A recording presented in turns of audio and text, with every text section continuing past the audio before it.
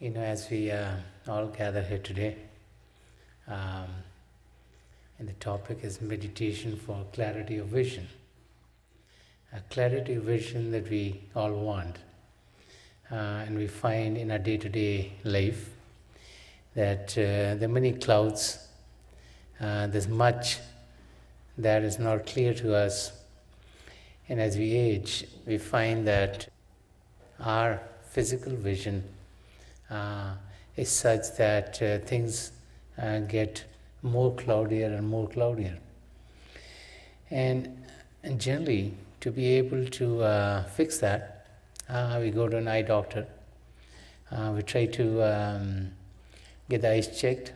We put glasses on, we put contact lenses, do some laser surgery. We try to get to a situation so that whatever we see is clear to us. When something is hazy, the impact is such that it annoys us. It doesn't make us comfortable because we can't see clearly right in front of us.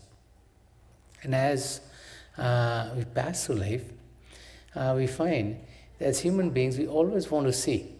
Our sense of sight is our most dominant sense.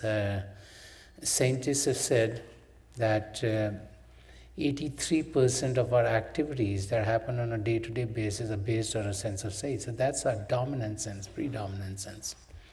And that's the sense that we use the most. And so, we want it to be clear. But unfortunately, when we start to look at things, there are many things that we can't see with these eyes because these are limited. If there are many small particles that we want to check out, we use a microscope. We want to look at the stars, we use a telescope. And so we use mechanisms to clarify our vision so that through our eyes we get an impact on our retina and we try to decipher things in a manner that will make sense to us. And as you look at life, we also want clarity in all of our relationships, in all of our activities, in our thoughts, and in our interactions. But generally, when we pass through life and look at what is happening with us, we find that many times we don't get the whole picture. Because what we are trying to gain is actually shrouded by something. If we take a relationship, and our relationship which might have been very friendly, and we've grown up as friends, and then all of a sudden something happens with the relationship goes sour, and let's try to understand it and realize that we're not understanding the total picture. Either something that we think should be happening is not happening, or some information is missing. And when we pass through life, we find that based on the information that we have, we start to take actions. When you look at life as to how life is going on, we all are making decisions. Every few minutes of a day, we make one decision, another. Should we have this for breakfast? Should we have that for breakfast? Should I take this road to go to work? Will it be more crowded this way? Or should I take another road to work? When you talk to people at work, do you want to give them this information? Do you want to say this thing to them? Or should you do something else? And every few minutes, life is full of one decision after another, after another, after another. And our decisions are based on the information we have. And if our information is shrouded, then we cannot make the right decisions. And many people today are using what is called vision boards. Over the years, we've been going into writing things down. We've been going into planning things. We are writing our goals down. We're trying to track what our life should be like. And one of the new things that's going on is they say not only should you write down, or not only should you plan, you should have a vision. So they have what are called vision boards, which put pictures about your goals. And when you look at how we use them, we all use them for the worldly thing. We say, okay, I want to be wealthy. So what do? You put a picture of a big house you want, you put a picture of a big car, you put a lot of jewelry. He says, I want to gain this. And you look at it every day. He says, boy, how do I get this? How do I get this? How do I get this? And you go and you put a board like that. If you want to be very educated, he says, okay, I want to become a scientist. Then you say, okay, I need to do my bachelor's degree, I need to do my master's degree, I need to do a PhD. What should I be doing to get there? If you want to be a super athlete, I need to practice 8 hours a day, I can eat this kind of food, I need this kind of a trainer, and one thing after another, so you can reach the goals, and so you plan that. And when we look at life itself, we find that in life, many kinds of people have lived their lives. People who feel they can plan and get there, people who just pass through life without thinking of what is going on, people who look at life in one manner or another, people who feel everything is done in life, so what more is there to do? And we interact with many kinds of people. Today we live in an age where we become very, very close to everyone, whether it be through the TV or the internet or other means of communication. And we find in all big cities, people of all various cultures have gravitated from one culture to another. So you run into people with all kinds of cultures and all kinds of backgrounds. As we pass through life, we find a lot of pessimism come into the life of most people. Why? Because as life passes us by, difficulties seem to come in our life. As a child, we have no responsibilities. And so, since we have no responsibilities, we pass through life as a happy-go-lucky child. But as we grow, and as we go to school, the responsibilities of studying, the responsibility of taking the exams start to come in, and then we graduate from school, and the responsibility of getting a job, and as you're married, the responsibility of taking care of a family as the family grows. And so we start to find difficulties in one state or another. The more responsibilities we have as a person, more we have to do, and then the more we have to do, we start to feel that pain. And many of us come under those pressures and become very pessimistic in life. We feel, nothing else is going to work. I tried this, I tried this, I tried this, I can't get any place. And we feel that nothing will be new for us. So I'd like to relate a real incident. There was a minister. He's a minister, and he lived in a small town. And he happened to go for dinner at the house of a professor. This was a professor of chemistry of the university in the town. And so as the minister is sitting at the professor's house and they're having dinner, they have a discussion. And with the minister you're going to talk about God, you're going to talk about creation, you're going to talk about things which are religiously inclined. And the scientist, he's going to talk about, experiments and finding out what is the truth, what is not the truth. They get in a pretty heated discussion. And so the minister said, I don't know why you scientists are always trying to find something out. Because we found everything that is there to be found. What is it? There's God, there are us, we need to meet God. What else is there? There's nothing else that needs to be found. And the scientist said, no, we still have to uncover many things.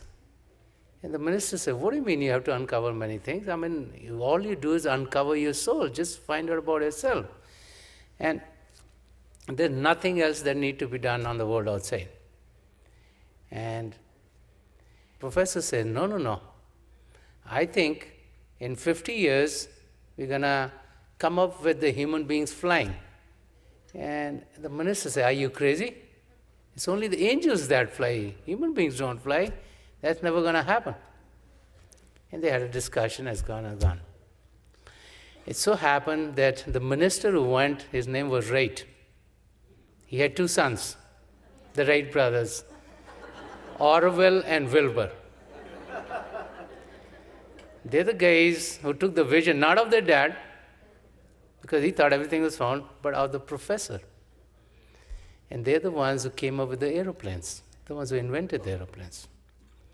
And so, when our vision is clear, much can happen in our lives.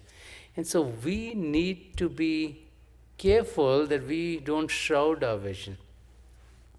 If there are clouds there, we need to pull them apart so that the light can shine forth.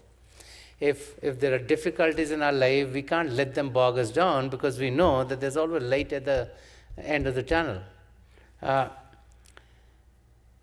We who come into this world have all come in with a purpose, and that purpose is to truly know ourselves and know God. Right now, we might live in darkness, but there's spiritual light within ourselves that can be experienced by us. When we read the writings of the great saints and mystics, each and every one of the faiths is full of experiences after experience of the divine. Experiences of what is called the flight of the soul, or revelations of consciousness, or being able to rise into the regions beyond, or being able to experience what is called the true primal manifestations of God, that being the divine light and divine sound of God. And all the saints talk about this journey being a journey of love. And this is why all the scriptures of the world say that those who love are the ones who will find God. That love is innate in each and every one of us, that God is an ocean of all love. Our true essence is not the body, not our mind, not our intellect, not our brains, but it's our soul, our spirit that gives us life. And that soul is a part of God, and it's a drop of that ocean of all consciousness of love. And so we are drop of that ocean. We are full of the love and light of God, and the way back to God is also through love. And so that love needs to be recognized by us. And that would be recognized by us if we go within. And to be able to get to our goals, we need to have a plan. If you don't have a plan, you don't get someplace. Then you're just like focusing your attention in whatever area is on the outside, because you don't know what is good for you. So you spend some time here, you spend some time here, you spend some time here. Most of our lives is like that of a musk deer. A musk deer has the sweet smell of musk coming out of it, but doesn't know where it's coming from. So sometimes it runs here to find that sweet smell of musk, sometimes runs here to find that sweet smell of musk, sometimes runs here, and it's the same thing with us. We want to fulfill some purpose in life. We don't know what our purpose in life is. Our purpose in life is to know ourselves and to know God. And we think to know God, we have to go to this place of worship or that place of worship, that part of the world, because that's very holy, or that's very holy, that's very holy. Not realizing that if we go into our scriptures, each and every one of them talk about God being within ourselves. That God is not on the outside, God is within each and every one of us. And each and every one of the faiths has this side to it, which is called the esoteric side of our faith, which is the inner side of our faith. Which deals with the spirit, which deals with the soul, which deals with the flights of the soul. And in each one of our traditions, there are mechanisms, the techniques by which we can experience light. We can experience the divine sound, and as we experience the true primal manifestations of God, then we are taking steps towards our goal. Whether we call the technique sitting in silence, because in silence that the divine is revealed to us, when the body is silent and the mind is silent, whether we call it meditation, whether we call it prayer with attention, whether we call it inversion within, these are all different names to similar techniques. And the techniques are not that different in each one of our traditions. We need to still the body and we need to still the mind. Now, stilling the body is the easy part. Because as we look at how we live at the level of our senses. So we use the sense of sight, which is a predominant sense. The next dominant sense is the sense of hearing. About 14% of what we do happens through the sense of hearing. That's the next dominant sense. And then we have the sense of smell, taste, and touch. Only about 3% of our activities happen through those senses. So it's through those senses that we interact with others. So our soul, its outer expression is our attention. And that attention goes out through these senses. And where does it go? To others of this world. Because what do we see with these eyes? Only those objects which are made of matter, whether it be human beings or animals or bird or fish or buildings or mountains or water or whatever else there, everything that's made of matter. With the ears, what do we hear? Certain frequencies that human beings have been given to hear. If the frequency is above that or below that, we can't hear it, but it's said that the animals hear different frequencies than we do. You know, the tsunami that came a few years ago, it is said that in Thailand, all the elephants who were in the area close to the water started to move away from the water about 10 or 12 hours before the tsunami hit, because they maybe felt something that we human beings could not decipher, and they all moved out. And we know about sharks or of seals being able to communicate in those frequencies that we can't hear about. And then same thing with the sight. There's the X-rays and there's the gamma rays that we don't see, which science is using to go into the body and check what is in there. And our other senses too, they're taking our attention, they're putting into this world, and they're limited. Let's say the sense of taste.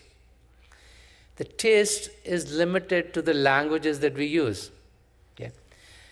In English, we have sweet, we have sour, we have salty, and we have bitter. Okay? And these are the 4 or 5 things that we can define everything as. Okay? But in other languages, there might be different words, and sometimes there's not one-to-one correlation. But so if you taste something, and even if you're familiar with one language, it might be very difficult to tell its taste in another language. Let's say water. So in English, generally we have ice, one form of water. We have water, and then we have gas, which vaporizes. So these are the forms of water that we know about. But if you go to the Arctic, so they have different names for, when ice is starting to melt, they have a different name. When it gets slushy, they have a different name. And so they have many, many names based on the environment that they live in. And so our languages have been provided so that we can know the environment that we live in, and that's all we can understand. And there's much beyond that we don't understand, because the languages are not adequate enough to make us understand the phenomena.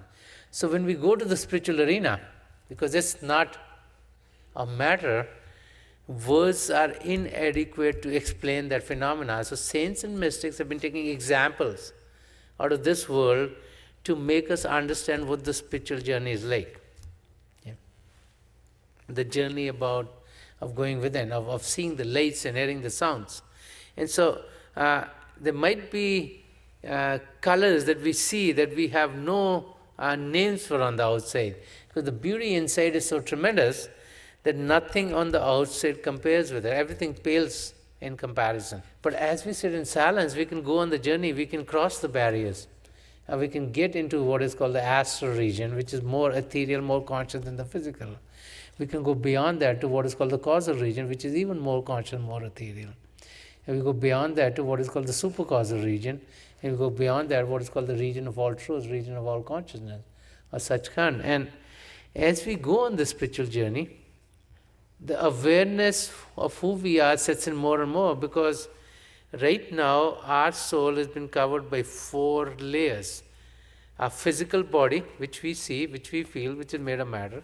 There's an astral body, there's a causal body, there's a supercausal body, which are covering our soul. And as we go on the spiritual journey, we're able to peel off each one of these so that we experience ourselves more and more of who we are. And as we reach the region of all truth, of the region of all consciousness, then we are in our original state as being purely conscious. And that is where we find our merger in God.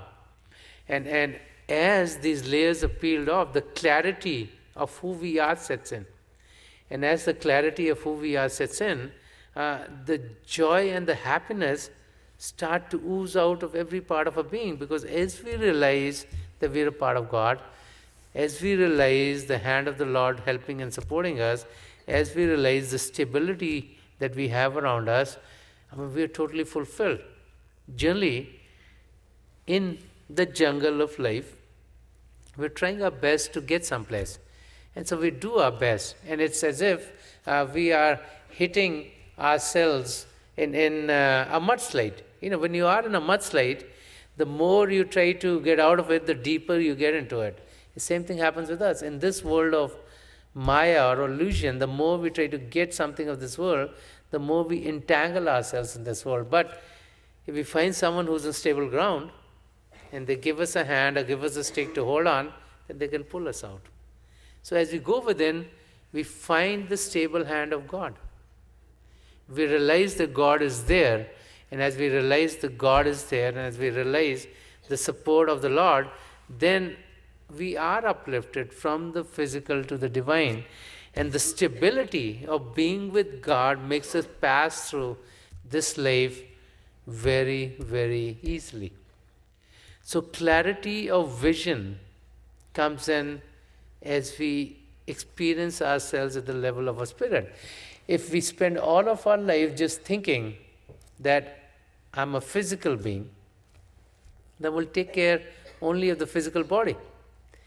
If we realize that this physical body has been given to us just as a vehicle for us to get to our goal, but our true self is the soul, then we'll do those things which help our soul. So what helps our soul?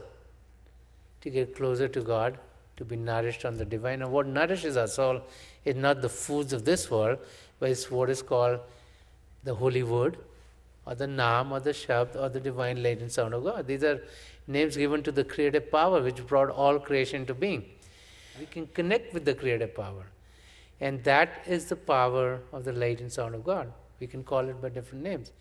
And to connect with it, we've all been given a gateway. Between and behind the two eyebrows, here is what is called the single or the third eye. It's called the Divya Chakshu in the East. It's called the Dasmadwar in the Sikh tradition. It has different names. Seat of the soul, the spiritual eye. It has different names in different languages. As we collect our sensory currents here, those currents through which our attention is going out in the world, and as we withdraw them, and we can withdraw them by finding a quiet place, by sitting down by ourselves, by closing our eyes, not changing the atmosphere, keeping the atmosphere calm and quiet. So a sense of sight, hearing, smell, taste and touch can all be withdrawn. As we're definitely not going to eat as we sit down in silence. And we close our eyes. It's very easy to withdraw those sensory currents. And as they withdraw, they collect from the bottom of the feet, they start to collect here. So in the techniques taught in the Sant tradition, we focus all our attention here. And we don't worry about what is happening below this point. Just like all day long, when we are into one activity or another, we're not worried how our heart is beating, we're not worried about the circulation of the blood, we're not worried how the breaths are coming, they keep on going on. So we let that function happen normally, we don't change that. Instead, we focus on our attention which is going outside and keep it all here and let the body function normally. Now when we do that, as we close our eyes, what happens is, as soon as we do that, we are bombarded by thoughts. And so a thought is a distraction. It will take our attention, it will put it into the thought, we won't be able to go on the spiritual journey. So we do a mental repetition of God's name. As we repeat God's name mentally, then our mind gets occupied in that repetition and thus has no energy to send thoughts to us. And it is in that situation where the body is still and the mind is not sending thoughts to us that we connect with the divine power within. We experience in the beginning flashes of light. It could be circles of light, light seems to come and go, and the light is of various colors. It could be golden, could be red, blue, green, yellow, orange, or something else. And then with time, the light stabilizes. So what actually is happening? The light of God is within each and every one of us. When we concentrate, we experience the light. When we're distracted, we experience darkness. So with time, as the concentration improves more and more and more, we see the light more and more and more. It seems like they've stabilized for us. And then we go beyond the lights to sky full of stars, in a moon, in a sun, and many, many other vistas within. And when we are experiencing these, the joy that comes to us is not limited to the time that we sit and meditate, but it lingers on with us. The sweetness of being with the divine power, the fulfillment of being with the power such that it lingers on much, much more afterwards also. And the vision by which we are passing through life gets more and more clarified, because we realize that our existence is at the level of our soul. And so then we start to do those things which are going to be beneficial for our soul. And as we do that, we'll find that we then are getting closer and closer to our goals, which are to truly know ourselves, which is what self-realization is all about, and to know God, which is what God realization is all about. Now, each and every one of us has a birthright to know God. We all can know God because we are children of God. And then God has given in each and every human frame this gateway so we can rise above physical body consciousness and experience the divine. It is for us to make use of it. And if we are sick and we go to a doctor and the doctor gives us medicine, but we come home and put it in the cupboard, never use it, our illness won't go away. And so when God gave us this opportunity, out of billions and billions and billions of living forms, there are only 6 billion human beings. And in each human being, there's this faculty of discriminating between the truth and untruth, of knowing the truth so that we can use it. And that faculty has been given. So we've all been given the spiritual eye. Those who use it are the ones who get to their goals, and those who don't use it and pass through life without even thinking about it, they go back on the wheel of transmigration. It is my prayer to God Almighty to have a passion within us be ignited so that we experience the truth, so that there's clarity in our vision within, so that the purpose for which we came into this world, which is to know ourselves and know God, would be fulfilled.